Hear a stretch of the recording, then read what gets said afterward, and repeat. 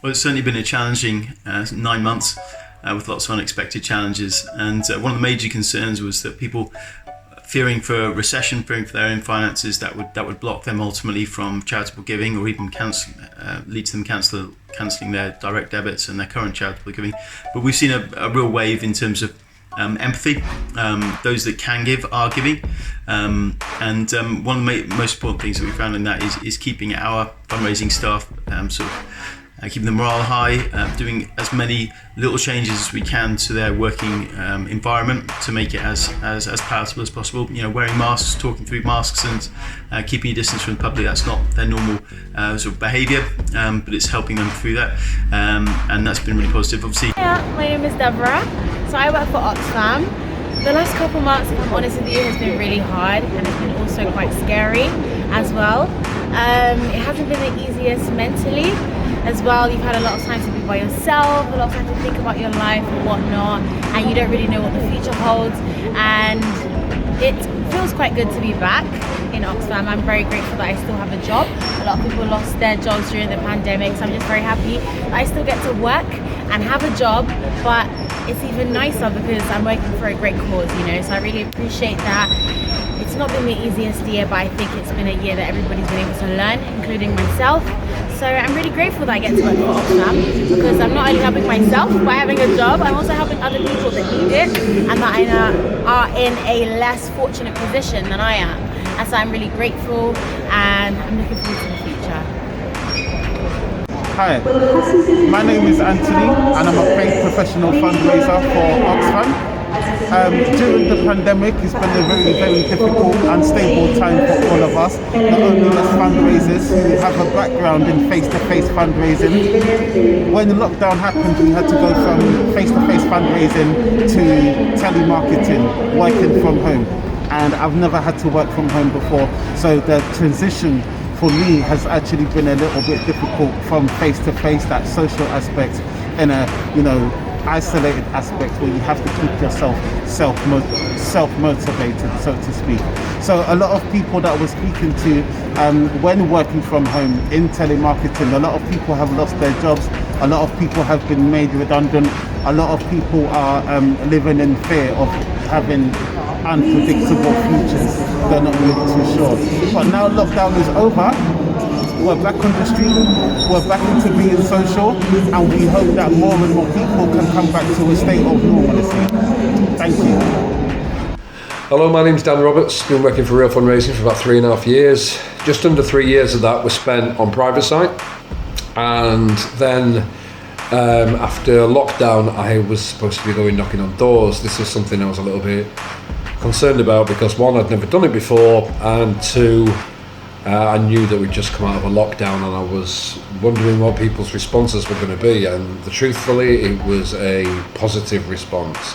A lot of people were just happy to speak to somebody, and I remember that one particular guy I've spoken to, he was telling me everything he'd been doing to try and keep his mind straight and to keep busy throughout lockdown. He told me that he put a new flat pack together in his bedroom, he'd redecorated his bathroom, he was doing some work in the kitchen, and he bought a virtual reality headset and set up for his house, which is funny because I did the exact same, not all the decorating stuff, but I did buy a VR. And me and him was talking about this back and forward just for ages, and then just off the bat he asked for more information about the charity, and he did it. He actually signed up. You see, the thing is, obviously charities have suffered throughout this lockdown because a lot of people had to tighten the purse strings, and I did it myself, and charities suffered.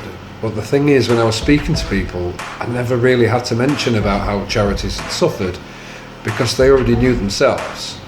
A lot of people I'd spoken to had stopped giving because they didn't know what the situation was going to be as regards, we didn't even know furlough existed at one point. So lots of people were not just positive and gave a great reception when I arrived and knocked on the door, but they listened. No, not everyone signed up, but everybody was interested. One, it was somebody to speak to. Two, it was about a topic that everybody knows. Everyone knows there's charities and they do great work. But then you get the people that are charitable people, them that really look into it, them that really, really do care. And they know that they've been suffering. and they know that they need help, and they understood and they listened. And I think this whole pandemic has changed a lot of people's views on everything, and the fact that we've taken for granted some of the most simple things in life, i.e. shaking someone's hand, or just going around someone's house for a cup of tea, or just things like this that you don't really give it a second thought to, but now we do, we appreciate it. And my first day knocking doors, I'm happy to say, was a good experience. I enjoyed it, and ever since I've been doing it, I've not had one bad response. I've had 2 people say that they were self-isolating, but they was very polite and very understanding. The general public know why we're there, and they know we've got a job to do, and they know that it's important.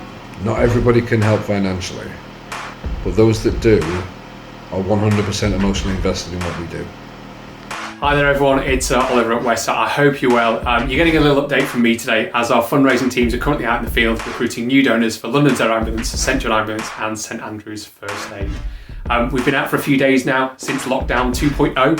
Felt like the longest month ever.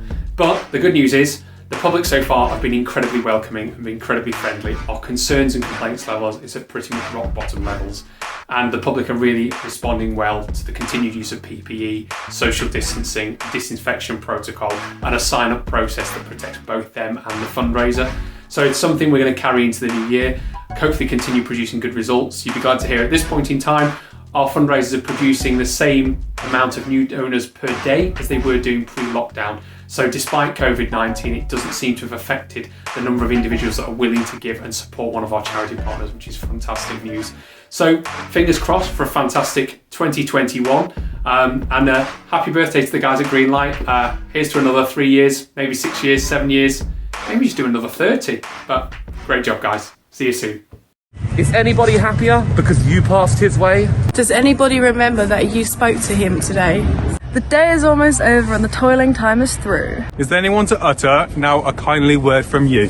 Can you say tonight, with the day that's slipping fast, that you helped a single brother of the many that you passed? Is a single heart rejoicing over what you did or said? As the man who hopes for fading, with courage now look ahead. Did you waste a day or lose? Was it well or sorely spent? Did you leave a trail of kindness or a scar of discontent? as you close your eyes in slumber, do you think God will say, you have earned one more tomorrow if you work the way today?